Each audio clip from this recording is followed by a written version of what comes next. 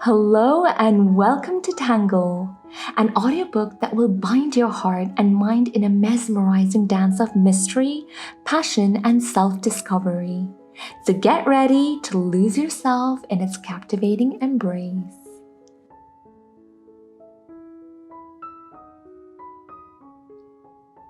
Once there lived a king and queen. They were very happy together.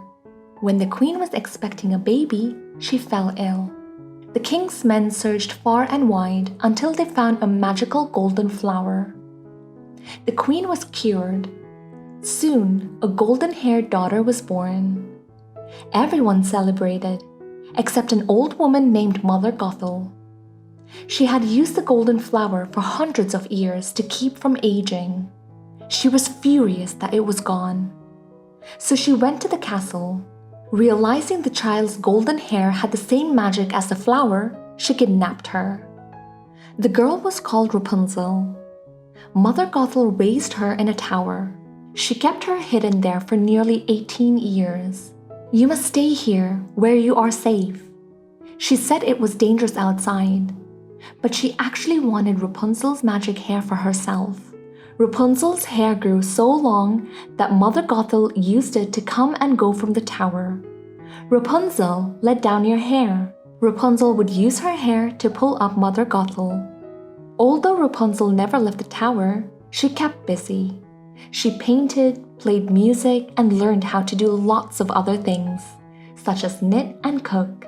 Rapunzel even had a pet chameleon named Pascal, who kept her company. Still, she longed for one thing. Each year on Rapunzel's birthday, floating lights filled the sky. Rapunzel desperately wanted to see them. She didn't know they were lanterns released by the king and queen, who hoped their daughter would someday return. Rapunzel felt the lanterns were somehow meant for her.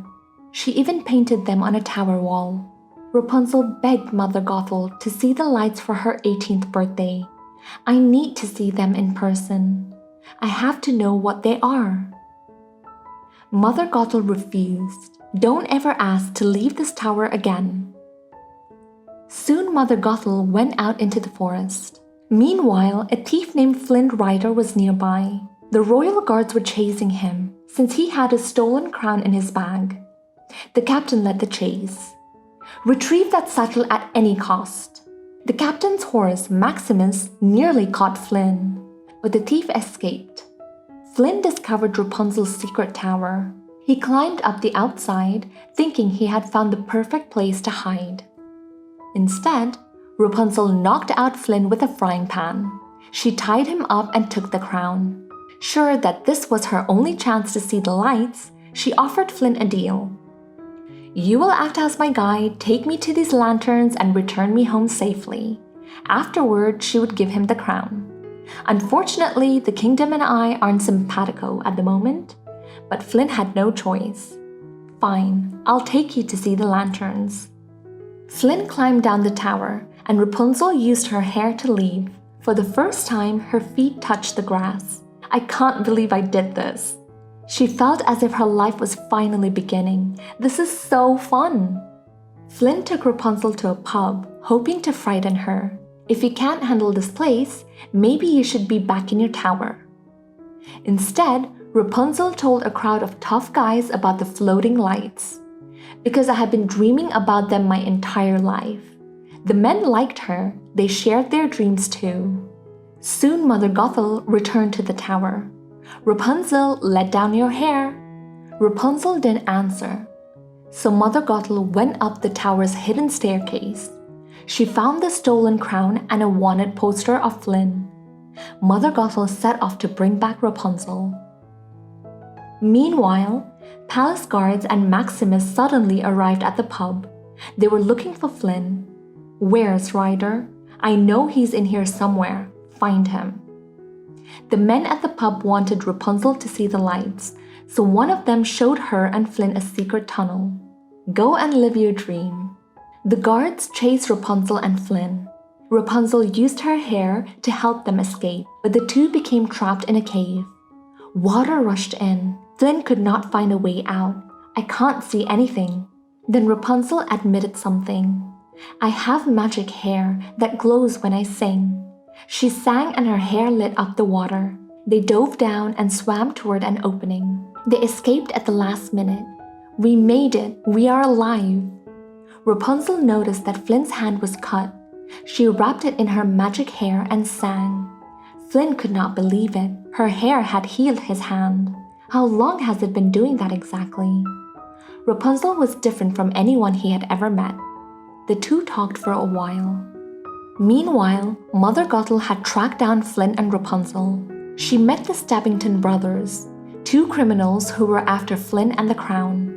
I was going to offer you something worth 1,000 crowns. Later, Flynn went to get firewood, and Mother Gothel appeared. She had followed Rapunzel. We are going home, Rapunzel, now. Rapunzel couldn't leave. I met someone. He likes me.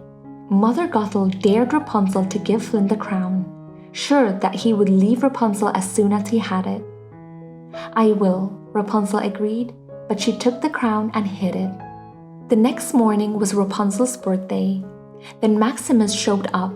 Rapunzel convinced the horse not to take Flynn away. Today is kind of the biggest day of my life. I need you not to get him arrested. Soon they arrived in the city. The kingdom was celebrating the memory of their lost princess. Her birthday was the same as Rapunzel's. Rapunzel saw a painting of the royal family. She felt as if she belonged here in the kingdom. When the town folks began to dance, Rapunzel and Flynn clasped hands and joined in. Later, they ate cake and went to shop together. It was a magical day. Rapunzel was very happy. That evening, Flynn rowed Rapunzel into the harbor. Well, best day of your life. I figure you should have a decent seat. As the sky filled with lanterns, the pair realized they cared for each other. Rapunzel knew Flynn wouldn't leave her. She handed him the crown. I should have given it to you before, but I was just scared. Flynn saw the Stabbington brothers on shore. There's just something I have to take care of. He gave the crown to the brothers, thinking they would go away. Rapunzel was more important. But the crown was not what they were after. We want her instead. The brothers tied up Flynn and sent him off in a boat. Then they told Rapunzel that Flynn had left with the crown. A fair trade. A crown for the girl with the magic hair. What? No, he wouldn't. Rapunzel was shocked. The brothers tried to get Rapunzel, but she ran into the forest. When she heard a scuffle, she returned. Mother Gothel was standing over the brothers. She had knocked them out. Oh, my precious girl, are you all right? This was part of her cruel plan to get Rapunzel to return to the tower. You are right, Mother. You are right about everything. Back at the tower, Rapunzel kept thinking about the lanterns on her birthday and the portrait of the royal family. She looked at her paintings on the tower walls. Finally, it all started to make sense. I am the lost princess. Rapunzel realized that Mother Gothel had kept her prisoner, and I will never let you use my hair again. When Flynn arrived, Mother Gothel hurt him badly, but Flynn wouldn't let Rapunzel heal him. Instead, he cut her magical hair so she would be free. Mother Gothel was destroyed.